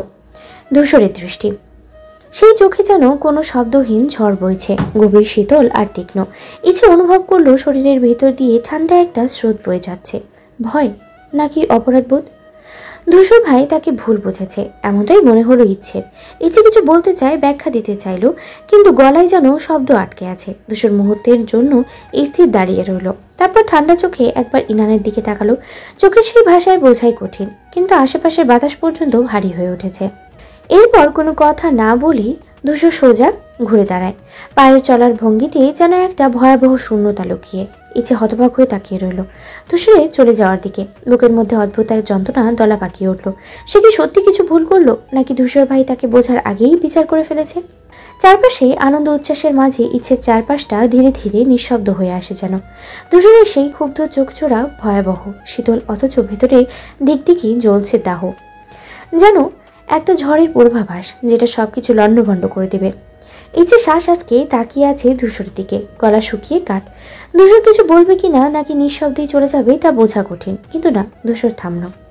চোখের দৃষ্টিতে নিঃসংশয় হুমকি, প্রতিটি ভাবভঙ্গি যেন বলে দিচ্ছে এখন নয়, কিন্তু খুব শীঘ্রই এই মুখোমুখি হবে ভয়াবহ কিছু ডেকে আনবে। ধীর লয়ে শান্ত অথচ শীতল কণ্ঠে ধূসর বলে ওঠে, এই ভুলের মূল্য দিতে হবে ইচ্ছে। সময় যখন আসবে পালানোর পথ খুঁজে পাবে না। তারপর কোনো কিছু বলার সুযোগ না দিয়ে ধূসর চলে যায়, কিন্তু ধূসরের উপস্থিতির শীতলতা ইচ্ছের চারপাশে শিকড় বেয়ে রেখে যায়, যেন সে ধূসর না থাকলেও তার দৃষ্টি এখনো ইচ্ছেতেই বন্দি করে রেখেছে। রাত 11টার দিকে বরযাত্রী বউ নিয়ে রওনা দিয়েছে বাড়ির উদ্দেশ্যে। চারপাশে হাসি খুশির আমেজ, আনন্দের কোলাহল, কিন্তু ইচ্ছের মনে যেন ঝড় বয়ে যাচ্ছে। পুরো বিয়ের সময় সে অস্থির হয়ে ছোটাছুটি করেছে, কিন্তু আসল চিন্তাটা মাথা থেকে সরাতেই পারেনি। ধূসর ভাই তাকে ভুল বুঝেছে। কিভাবে এই ভুল ভাঙাবে? ধূসরের সেই শীতল ক্ষুব্ধ দৃষ্টি কিছুতেই ভুলতে পারছে না। ভেবে ভেবে মাথাটা যেন যন্ত্রণা করে উঠছে। গাড়ির সফরটা যেন দীর্ঘ থেকে দীর্ঘতম হয়ে যাচ্ছে। ইচ্ছে আর কিছুই ভাবতে পারছে না, কেবল ধূসরের সেই শেষ কথাগুলো কানে বাজছে। অবশেষে ক্লান্ত হয়ে ঈশিতার কাঁধে মাথা রেখে চোখ বন্ধ করে শুয়ে পড়ে। বাইরের সব কোলাহল থেকে নিজেকে দূরে সরিয়ে নেওয়ার শেষ চেষ্টা। কিন্তু ঘুম কি আসবে, নাকি ধূসর ভাইয়ের চোখের সেই ভয়াবহ চাহনি ঘুমের মাঝেও তাড়া করে ফিরবে? পাশে সাদা মার্বেল মেঝেতে রক্তের ফোঁটা টুকটুক করে পড়ছে। প্রতিটি ফোঁটার শব্দ অন্ধকার বারান্দার নীরবতাকে আরও তীক্ষ্ণ করে তুলেছে। বাতাস ভারী হয়ে আসছে, যেন নিস্তব্ধতা গভীরেরও এক অজানা আতঙ্ক লুকিয়ে আছে। সময় যেন থমকে গেছে। রাতের শূন্যতা এই বাড়িটিকে আরও নিঃসঙ্গ আর রহস্যময় করে তুলেছে। ধূসর চুপচাপ বসে আছে খোলা বারান্দায়, পেছনে ফেলে রক্ত ভেজা দৃশ্য। তার দৃষ্টি স্থির, এক অজানা শূন্যতায় হারিয়ে গেছে। চোখের পাতাগুলো একবারও কাঁপছে না, যেন অনুভূতিগুলো কোথাও হারিয়ে গেছে এই নীরব রাত্রির অন্ধকারে। তার বুকে মুখ গুজে অসহায়ের মতো কাঁদছে ইচ্ছে। কাঁপতে থাকা দু হাতে শক্ত করে ধরে ধূসরের শার্ট, যেন এই আঁকড়ে ধরা ছাড়া তার আর কোনো আশ্রয় নেই। যেন এই মুহূর্তে বাইরের পৃথিবীতে আরও কিছু অবশিষ্ট নেই।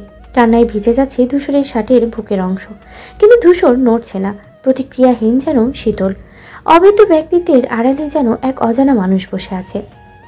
অন্যদিকে ধূসরের ডান হাত থেকে ধীর গতিতে গড়িয়ে পড়ছে উষ্ণ রক্তের ফোঁটা, নিঃশব্দে মিশে যাচ্ছে মেঝের সাদা মার্বেলে, তৈরি করছে এক অনিয়মিত লাল ছোপ। সেই রক্তের রং রাতের অন্ধকারেও ভীষণ উজ্জ্বল মনে হচ্ছে, যেন কোনো শোকাবহ সত্যের নীরব সাক্ষী হয়ে আছে। হাতের পাশে এক কোণায় পড়ে থাকা ফ্লোরাল ভাস টুকরো টুকরো হয়ে ছড়িয়ে আছে মেঝেতে, যেন এক ভয়াবহ বাস্তবতার প্রতিচ্ছবি।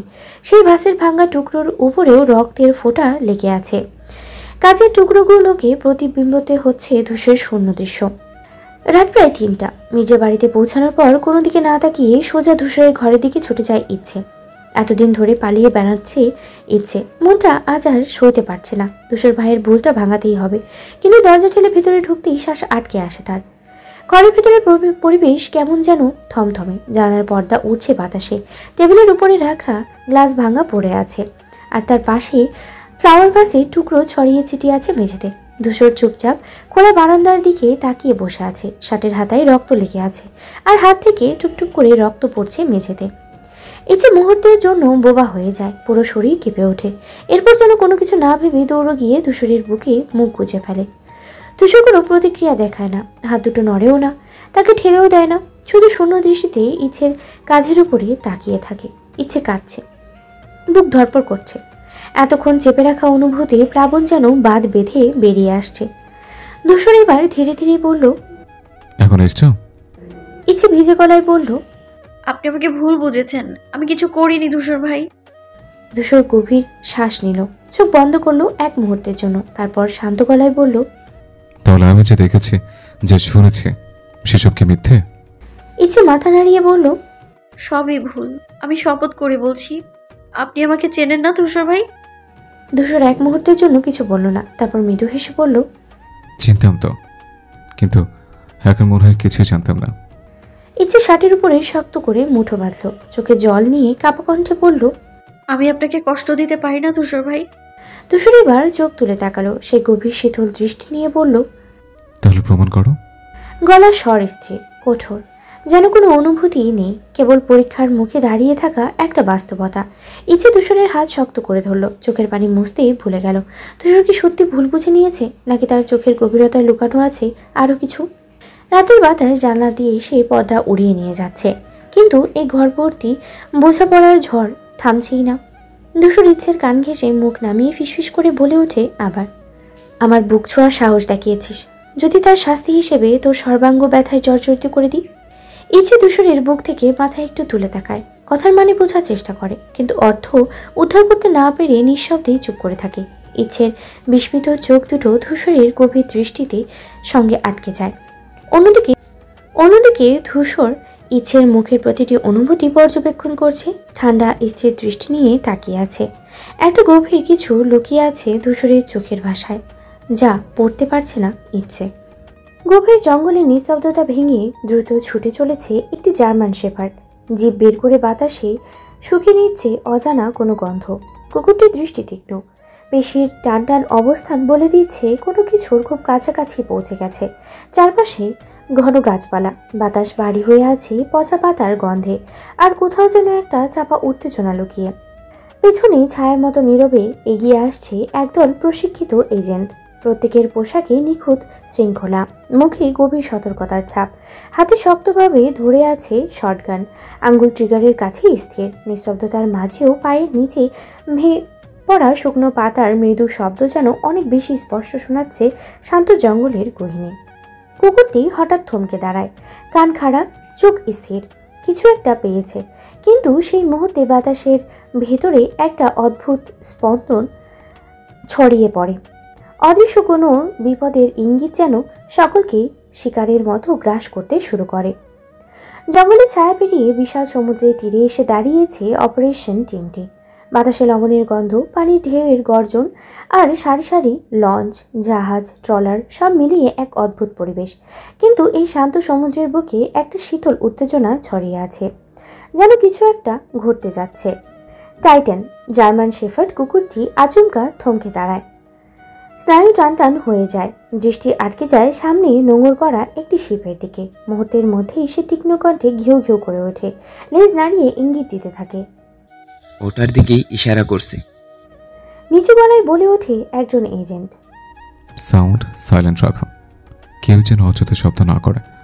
নির্দেশ আসে কম্প্যাক্ট ইয়ারপিসের মাধ্যমে কণ্ঠটা ভারী। এজেন্টের মধ্যে একজন প্রশ্ন তোলে, স্যার কনফার্ম টার্গেট।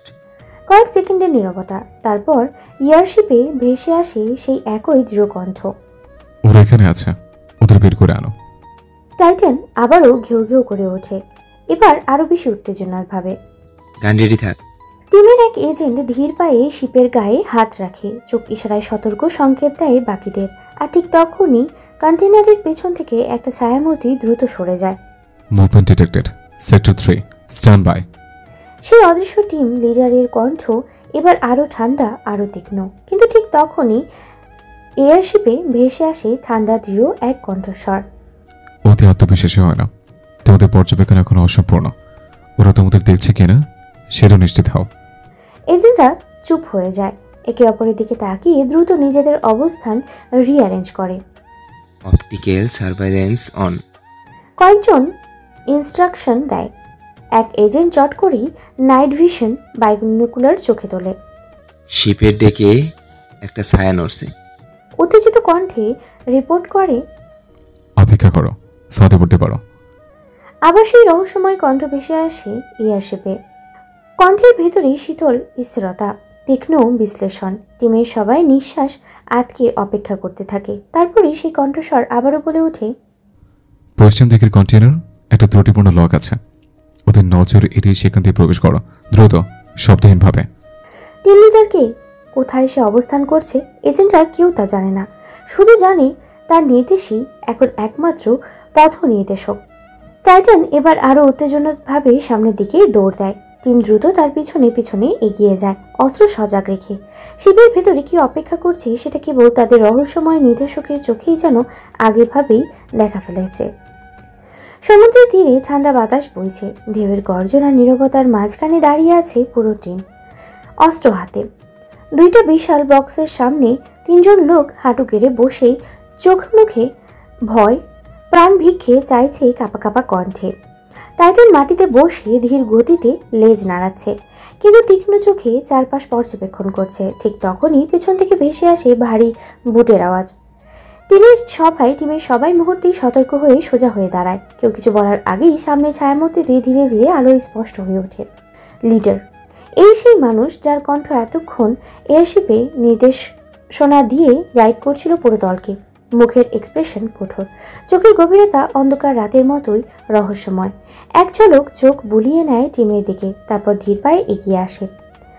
টাইটান এক লাফে উঠে দাঁড়ায়, তার দিকে ছুটে যায়, তারপর প্রশস্তভাবে ঘুরে ঘুরে লিডারের চারপাশে চক্কর দিতে থাকে, যেন বহুদিনের চেনা কেউ ফিরে এসেছে। কুকুরের এই আচরণ টিমের অনেকের মধ্যে এক মুহূর্তের জন্য সন্দেহর ছায়া ফেলে। এই মানুষটা কে? তার সম্পর্কে তারা কতটুকু জানে? তিনজন বন্দি চোখে জল দিয়ে কাঁপতে কাঁপতেই মুখ তোলে। একজন ফিসফিস করে বলে, আমাদের ছেড়ে দিন দয়া করে। লিডার চুপচাপ তাদের দিকে তাকিয়ে থাকে, মুখে এক বিন্দু আবেগ নেই। তারপর আস্তে আস্তে তার ঠোঁটের কোণে এক রহস্যময় হাসি ফুটে ওঠে। কেউ এখান থেকে জীবিত যাবে না। এক মুহূর্তের জন্য চারপাশে নীরবতা নেমে আসে, বাতাস ভারী হয়ে ওঠে। তারপর একটা গুলির শব্দ ভেসে আসে নিস্তব্ধতায়।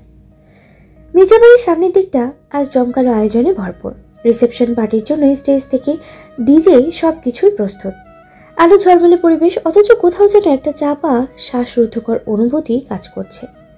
সন্ধ্যার আকাশে চাঁদ জলজল করছে, তার আলো এসে পড়েছে ঝুলন্ত লাইটের উপরে। মৃদু বাতাসে সেগুলো দুলে দুলে উঠছে অদ্ভুতভাবে। বসার ঘরে উত্তেজনার তুঙ্গে। রোকসানার কণ্ঠে ঝাঁঝালো, চোখে যেন আগুন জ্বলছে। সামনে দাঁড়িয়ে থাকা ব্যক্তির দিকে আঙুল তুলে জোর গলায় পড়ে উঠল, আমি বারবার বলছি ভাই সাহেব, ইচ্ছেকে আমি বিয়ে দিব না আপনার ছেলের সাথে, তারপরও কেন আপনি অপমানিত হতে আসেন বারংবার? ঘরের বাতাস থমথমে হয়ে ওঠে। পাশে দাঁড়িয়ে থাকা রফিক সাহেব হতবাক হয়ে তাকিয়ে আছে। আলিফ মির্জা এতক্ষণ চুপ ছিলেন, এবার ধীর স্থির কণ্ঠে বলেন, রোকসানা, আমার ছেলে কি খারাপ ছিল? শুধু ইচ্ছের জন্য আসছে জেলে। এসবের জন্য কি আদনানকে ইচ্ছের সাথে বিয়ে দেওয়া উচিত না? রোকসানার রাগ এবার নিয়ন্ত্রণের বাইরে চলে গেছে। চোখে রক্তে চেপে উঠে যেন চোয়াল শক্ত করে বলে উঠল, আপনি যদি আমার ছোট মেয়েটাকে আর একবার টানেন তাহলে ভুলে যাব আপনি আমার ভাই হন। নিজের ভাই হলে এসব করতে পারতেন? আলিম মির্জার ঠোঁটে এক চিলতে ব্যঙ্গাত্মক হাসি ফুটে ওঠে। চোখে ধূসর এক শীতলতা খেলা করছে। চারপাশে নিস্তব্ধতা নেমে এসেছে, যেন ঘরের প্রতিটি দেয়াল, প্রতিটি আসবাব সাক্ষী হয়ে থাকছে এক রক্তের সম্পর্কের তীব্র দ্বন্দ্বের। রোকসানা আর আলিম মির্জা একই রক্তের হলেও চাচাতো ভাই বোন, আর সেইখানেই যেন বিপত্তি। বাইরে সন্ধ্যার আকাশে চাঁদ ঢেকে যাচ্ছে কালো মেঘে, যেন প্রকৃতি নিজেও থমকে গেছে এই সংঘর্ষের সামনে। প্রতিটি শব্দ যেন চারপাশে প্রতিধ্বনি হচ্ছে, প্রতিটি বাক্য যেন বিদ্যুতের মতো আঘাত হানছে বাতাসে। আলিম মির্জা এবার আর সংযত থাকলেন না, কণ্ঠে এবার কঠিন হুকুমের সুরে বললেন, ইচ্ছেকে আমি আদনানের সাথে বিয়ে দিব। সে শুধু আমার ছেলেরই হবে, অন্য কারণ নয়। চোখে তীব্র দপদপ করা আগুন, গলার স্বর স্থির কিন্তু হুমকি সূচক। কথার মধ্যে এমন এক দৃঢ়তা লুকিয়ে আছে যেন সেটাই চূড়ান্ত সিদ্ধান্ত। রাজনীতি ক্ষমতাশীল ব্যক্তিগণ হওয়ার নিজের সর্বশেষ ক্ষমতাটুকু জাহির করছেন আলিম মির্জা। রোকসানা নিজেকে সামলাতে পারল না, তার শরীর রাগে কাঁপছে, চোখ দুটো জ্বলে উঠেছে ভয়ঙ্কর দাহে। সে এক ঝটকায় উঠে দাঁড়িয়ে তীব্র চিৎকার করে ওঠে, আপনার ওই লম্পট ছেলেকে আমি কখনোই ইচ্ছের সাথে বিয়ে দেব না। দরকার হলে নিজ হাতে আমি ইচ্ছের গলা টিপে মেরে ফেলবো, কিন্তু ওকে ওই জানোয়ারের হাতে তুলে দেব না।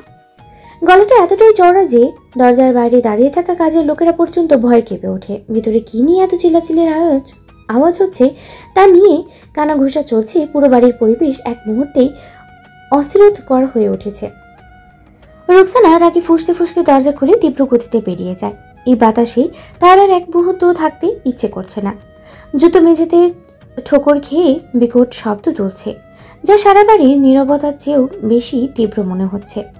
পিছে পিছে রফিক বেরিয়ে পড়ে স্ত্রীকে ঠান্ডা করতে। বিয়ের বাড়িতে কিছু অঘটন হোক তিনি সেটা চান না। ঘরের ভেতর তখনও বসে আছেন আলিম মির্জা। রোকসানা চলে যেতেই তার ঠোঁটে এক রহস্যময় নির্মম হাসি ফুটে উঠল। ধীরে ধীরে উঠে দাঁড়িয়ে ঠোঁটের কোণে এক ফোঁটা বিদ্রুপের হাসি তুলল। আমার সামনে এত বড় কথা বলে চলে গেল। রোকসানা, তুই আসলে এখনো আমাকে চিনিস না। কণ্ঠে এক শীতল ভয়াবহতা। আলিম মির্জার হাত ধীরে ধীরে পকেটে চলে যায়। মোবাইল বের করে 1 নম্বরে ফোন দিলেন। ওপাশেই কেউ রিসিভ করতেই সে গম্ভীর কণ্ঠে বলল, সব ব্যবস্থা করো, আমি যা বলেছি তা যেন সব ঠিক মতো হয়, কোনো ঝামেলা চাই না। এরপর ফোন রেখে ঠান্ডা চোখে সামনে দেয়ালের দিকে তাকিয়ে রইল। ঘরের বাতাস যেন আরো গভীর হয়ে উঠেছে, যেন একটা দুর্যোগ এগিয়ে আসছে যার জন্ম আজকের এই রাতেই হয়ে গেছে। ইচ্ছে মাথা ব্যথায় বিছানায় শুয়ে চোখ বুজে আছে। ঘরের নিস্তব্ধতা যেন ভারী চারপাশ। হঠাৎই খট করে দরজা খোলার শব্দে চোখ খুলে যায় ইচ্ছের। অন্ধকার ঘরের আধো আলো ছড়িয়ে পড়ে। কাপা স্বরে বেরিয়ে আসে, আপনি? ভারী কাঠের নকশা করা দরজাটা আস্তে করে ঠেলে ভিতরে প্রবেশ করলো দীর্ঘকায় নীরব পুরুষটি। সাদা রঙের টি শার্ট, শরীরের আলগোছে জোড়ানো, বুকের গঠনের ছাপ স্পষ্ট। হাঁটুর নিচ পর্যন্ত কালো জগিং ট্রাউজার, পায়ের ধাপে অনাকাঙ্ক্ষিত ভার। কিন্তু চোখ আটকে যায় পুরুষটির হাতে। সাদা ব্যান্ডেজ শক্ত করে পেঁচানো আছে বলিষ্ঠ কবজিতে। ধূসর ধীর পায়ে সামনে এগিয়ে আসে। ভারী নীরবতা ভেদ করে বিছানার উপরে ফেলানো দুখানা ব্যাগ। কিন্তু ইচ্ছের দৃষ্টি সেদিকে নেই। তার পুরো মনোযোগ স্থির হয়ে আছে সামনের ব্যক্তিটির উপরে। ঘরের বাতাসে এক ধরনের চাপা উত্তেজনা, এক রহস্যময় শীতলতা ছড়িয়ে পড়েছে। ইচ্ছে ধূসরকে দেখতে এতই খামখেয়ালি হয়ে পড়ে যে কখন ধূসর মাঝের দূরত্ব ঘুচিয়ে ফেলেছে ইচ্ছে এতে দেরি পায় না, ঠাহর করতেই পারে না। এক মুহূর্ত কিংবা তারও কম সময়ে ধূসর ইচ্ছের কোমর জড়িয়ে নেয় শক্ত করে, যেন ইচ্ছে কোনোভাবেই দূরে সরে যেতে না পারে। ইচ্ছে বিস্ময়ে স্থির, হয়তো এখনো পুরোপুরি উপলব্ধি করতে পারেনি কি ঘটছে এর এতটুকু সময়ের মধ্যে। ধূসর ধীরে ধীরে ইচ্ছের আরও কাছে সরে আসে। কোনো পূর্বাভাস না দিয়ে ইচ্ছের গলায় মুখ ডুবিয়ে দেয়। এক গভীর দাবিদার স্পর্শ ঠোঁট ইচ্ছের ত্বকের উষ্ণতার সঙ্গে মিশে যায়। ইচ্ছে অনুভব করে ধূসর যেন পাগলের মতো তার গলার কাছটুকু ছুঁয়ে যাচ্ছে। নিঃশ্বাসের প্রতাপে চারপাশে বাতাস পর্যন্ত ভারী হয়ে উঠেছে। এক মুহূর্তের জন্য ইচ্ছে সম্পূর্ণ স্থির হয়ে যায়, যেন সময় থমকে গেছে। কিন্তু ধূসরের পাগলামিতে ইচ্ছে শ্বাস নিতে ভুলে যায়। বুক ধক করে কেঁপে ওঠে, আর শরীরে রঞ্জে রঞ্জে এক হিমশীতল স্রোত বয়ে যায়, যা ইচ্ছেকে অবশ করে দেয় এক অজানা অনুভূতিতে। ধূসর তার কণ্ঠের গভীরে এক রহস্যময় আবেশ মিশিয়ে ফিসফিস করে বলে ওঠে, যদি আমার জীবনে অনিশ্চয়তা থাকে তারপরে কি আমাকে বিয়ে করবি ঘরে? ইচ্ছে থমকে যায়। এমন অপ্রত্যাশিত প্রশ্নে তার মনে ঝড় বয়ে যায়, কিন্তু কি উত্তর দেবে তা ভেবে পায় না। ঠোঁট কাঁপে, কিন্তু শব্দ বের হয় না। কিছুক্ষণ চুপচাপ দাঁড়িয়ে থাকে, যেন সবটুকু ধরে রাখতে চাইছে। তবে ইচ্ছে কিছু বলার আগেই ধূসর এক ঝটকায় ইচ্ছেকে ছেড়ে দিয়ে এক শীতল অথচ কোমল কণ্ঠে বলে ওঠে, আমি অপেক্ষা করছি, তৈরি হওয়ার সময় তারকদার। তারপর কোনো শব্দ না করেই সরে যায় ধূসর, যেখান থেকে এসেছিল ঠিক সেভাবে, এক রহস্যময় ছায়ার মতো। ইচ্ছে তাকিয়ে থাকে দরজার দিকে, বুকের ভেতরে অস্থিরতা নিয়ে। ধূসর একের পর এক কল করেই যাচ্ছে, কিন্তু ঈশিতা ফোন ধরার নামই নেই। বিরক্তিতে চোয়াল শক্ত হয়ে আসছে, আর বারবার হাতের ঘড়িতে চোখ বুলিয়ে নিচ্ছে। সময় যেমন কেবল ধীর হয়ে আসছে, আর ধূসরের ধৈর্যের সীমানা ক্রমশ ক্ষয়ে যাচ্ছে। মেয়েদের এত কিসের সময় লাগে তৈরি হতে ভাবতে থাকে ধূসর আনমনে। তবে হঠাৎ করেই দৃষ্টি আটকে যায় সামনের দৃশ্যে। ল্যাভেন্ডার রঙা শাড়ির কুচি সামান্য উঁচু করে ধরে বিরক্ত মুখে এগিয়ে আসছে ইচ্ছে। কপালে স্পষ্ট ভাঁজ, চোখে মুখে অনাগ্রহের ছাপ। তীক্ষ্ণ অধৈর্য ধূসরকে এখনো খেয়াল করেনি সে, কিন্তু ধূসর সে ঠিকই খেয়াল করে ফেলেছে তার ইচ্ছে বইকে।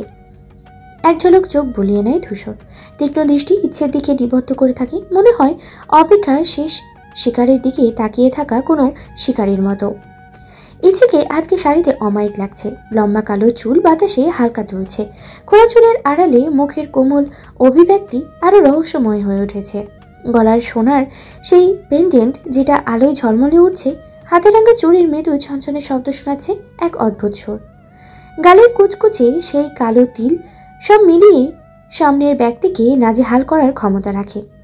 ল্যাভেন্ডার রঙা শাড়ির সাথে ইচ্ছের সিম্বল সাজ যেন এক অপার্থিব সৌন্দর্যের প্রতিধ্বনি। বা প্রতিচ্ছবি। ছোট্ট একটি পার্স হাতে ধরে সামনে এগিয়ে আসছে ইচ্ছে। প্রতিটি পদক্ষেপ আত্মবিশ্বাসী, অথচ কোথাও যেন একটা চাপা দ্বিধা লুকিয়ে আছে। রক্তিম গাল দুটোতে আজকে ব্লাশের ছোঁয়া। ধূসরের দৃষ্টি এক মুহূর্তে জন্যেও সরে না। এক অদ্ভুত অনুভূতিতে ইচ্ছের দিকে তাকিয়ে থাকে, যেন সামনে থাকা মেয়েটি কোনো রহস্য, যার সমাধান একমাত্র সেই খুঁজে বের করার ক্ষমতা রাখে। ধীরগতিতে পা ফেলে এগিয়ে আসছে ইচ্ছে। এক হাতে শাড়ির কুচি সামনে নিয়েছে, অন্য হাতে ছোট পাথর খচিত পার্স, যা আলোর ক্ষণিকের জন্য ঝলমল করে ওঠে। কপালে এখনো সূক্ষ্ম ভাঁজ, যেন কোনো চিন্তার ভার সে বহন করছে। তবে তার দৃষ্টি সামনের পথে স্থির, আশেপাশের কিছুই যেন এই মুহূর্তে তার খেয়াল নেই। অন্যদিকে পকেটে হাত গুজে দাঁড়িয়ে থাকা নির্বিকার নীরবঘাতক পুরুষটি ইচ্ছের দৃষ্টিতে তাকিয়ে আছে ইচ্ছের দিকে। গভীর তীক্ষ্ণ চোখের সেই দৃষ্টি যেন কিছু খুঁজে বেড়াচ্ছে, কিংবা হয়তোবা কিছু নিশ্চিত করছে। কিন্তু ইচ্ছে সেই নজরদারির কোনো খেয়ালই করছে না। আনমনে এগিয়ে আসছে ধূসরের পথে। তবে শাড়ি ঠিক করা শেষ করে যেই ইচ্ছে চোখ তুলে সামনে তাকায়, সেই মুহূর্তেই ধূসরের দৃষ্টির সঙ্গে ইচ্ছের দৃষ্টি মিলিত হয়। কিছুক্ষণ যেন সময় স্তব্ধ হয়ে যায়। চারপাশের সমস্ত কোলাহল থেমে গিয়ে কেবল তাদের মধ্যকার অদৃশ্য সংযোগটুকুই অনুভূত হতে থাকে। লাল রঙা সরু ছোট দুটোতে এক অনির্বাচনীয় হাসি ফুটে ওঠে ইচ্ছে। চোখের তারায় এক অনন্য দীপ্তি খেলে যায়। কোনো কিছু না ভেবেই দৌড়ে গিয়ে ধূসরকে জড়িয়ে ধরে, একেবারেই শক্ত করে। সেই দাম্ভিক আত্মবিশ্বাসী পুরুষটি যে এতক্ষণ নির্লিপ্ত ভঙ্গিতে দাঁড়িয়েছিল, সেইবার এক পা পিছিয়ে নড়ে ওঠে, যেন ইচ্ছের স্পর্শ তার সমস্ত প্রতিরোধকে টলিয়ে দিল। অথচ নিজেও বুঝতে পারে না এই মুহূর্তের অর্থ ঠিক কতটা গভীর। মুহূর্তের জন্য ধূসর হতবাক হয়ে যায়, কিন্তু ইচ্ছের উষ্ণ স্পর্শ তাকে স্তম্ভিত করে দেয়। ইচ্ছে নিজের সমস্ত শক্তি দিয়ে ধূসরের বলিষ্ঠ শরীর আঁকড়ে ধরে। হাত দুটো শক্ত হয়ে আসে, যেন একটু পরও যদি ছাড়তে হয় তাহলে শেষ মুহূর্তটাতেই কিছুটা বেশি আঁকড়ে রাখতে চায়। মাথাটা রাখি ধূসরের বুকের কাছে। দ্রুত ওঠানামা করা বুকের স্পন্দন যেন ইচ্ছে কানের ধাক্কা দিতে থাকে। ধূসর প্রথমে নিস্পৃহ দাঁড়িয়ে থাকলেও ধীরে ধীরে ভিতরের কঠোরতা নরম হয়ে আসে। এক হাতে ইচ্ছের পিঠে আলতো করে রাখে, আরেক হাত ইচ্ছের চুলে আঙুল চালিয়ে দেয় একবার, খুব আস্তে, যেন অভ্যস্ত নয় এমন কোমলতায়। তবুও কিছু না বলে অনুভব করতে থাকি সেই মুহূর্তের অদৃশ্য আবেগ। রাতের হালকা বাতাস চারপাশে বয়ে চলেছে, কিন্তু ইচ্ছে আর ধূসরের মাঝে তৈরি হওয়া উষ্ণতার মাঝে বাতাসও যেন বিলীন হয়ে যায়। কিছুক্ষণ কেউ কিছু বলে না, শুধু হৃদস্পন্দনে যেন ওদের মাঝে একমাত্র শব্দ হয়ে বাজতে থাকে। কিন্তু হঠাৎই দুজনের এক অদ্ভুত নরম স্পর্শ অনুভব করে, কিছু একটা তাদের ঠিক মাঝে। ইচ্ছে ধূসরের খোলা শার্টের দিকে তাকিয়ে হেসে ওঠে। সেখানে থেকে ছোট্ট একটি তুলোর মতো সাদা খরগোশটি মাথা বের করে নিরীহ দৃষ্টিতে তাকিয়ে আছে। মতিবানু? ইচ্ছে বিস্মিত কণ্ঠে ফিসফিস করে ওঠে। ধূসর ঠোঁটের কোণে এক চিলতে হাসি টেনে বলে, হ্যাঁ, সে এখন আমার দায়িত্বে। ছোট্ট খরগোশটি মাঝখানে অবস্থান করে, যেন এক অদৃশ্য সংযোগ তৈরি করে রেখেছে। ইচ্ছে বিস্ময়ের মাঝে মাঝে ধূসরকে আরো শক্ত করে জড়িয়ে ধরে, আর ধূসরও এক মুহূর্তের জন্য থমকে গিয়ে অনুভব করতে থাকে এই স্পর্শ, এই মুহূর্তের উষ্ণতা, আর তাদের মাঝে থাকা ছোট্ট এক জীবনের উপস্থিতি।